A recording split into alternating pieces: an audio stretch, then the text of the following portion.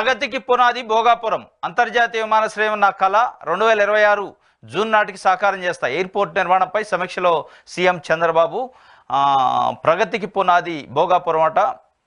విజయనగరం జిల్లా భోగాపురంలో అంతర్జాతీయ విమానాశ్రయం నిర్మాణం తన కళ అని, దాన్ని సాకారం చేసుకునే అవకాశం ఇప్పుడు వచ్చిందని ముఖ్యమంత్రి చంద్రబాబు నాయుడు పేర్కొన్నారు.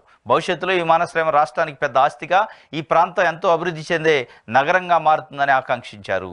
దీనికి సంబంధించి విజయనగరం జిల్లా భోగాపురంలో ఎయిర్పోర్ట్, అంతర్జాతీయ ఇంటర్నేషనల్ ఎయిర్పోర్ట్ నిర్మాణానికి సంబంధించి పౌర విమానయాన శాఖ మంత్రిగా కేంద్ర కేబినెట్లో తెలుగుదేశం పార్టీకి సంబంధించి శ్రీకాకుళం ఎంపీ రామ్మోహన్ నాయుడు ఉన్నాడు.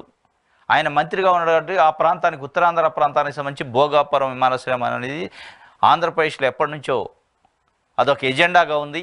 అది చంద్రబాబు నాయుడు గారికి సంబంధించి ఒక కళట. దాన్ని నెరవేర్చే అవకాశం ఇప్పుడు వచ్చిందని చెప్పి ఒక వార్తనిచ్చారు. నిన్న దానిపైన సమీక్ష సందర్భంగా మాట్లాడారు. ఆ ఏరియాకి వెళ్ళి దానికి సంబంధించి విజువల్స్ కూడా కొన్ని ఇచ్చారు. ఎగిరే చేపల భోగాపురం విమానాశ్రయం. జిఎంఆర్ నిర్మాణ సంస్థ ప్రతినిధులు భోగాపురం విమానాశ్రయ టెర్మినల్ నమూనా ఫ్లయింగ్ ఫిష్గా పిలిచే సముద్ర చేప ఎక్స్కోయిటిస్ నమూనాలను సీఎం చంద్రబాబుకు చూపించారు. పొడవైన రెక్కల సాయంతో నీటి ఉపరితలంపై ఎగిరి ప్రయాణించగలిగే ఈ చేప ఆకృతిలో విమానాశ్రయాన్ని నిర్మిస్తున్నట్లు వారు వివరించారు.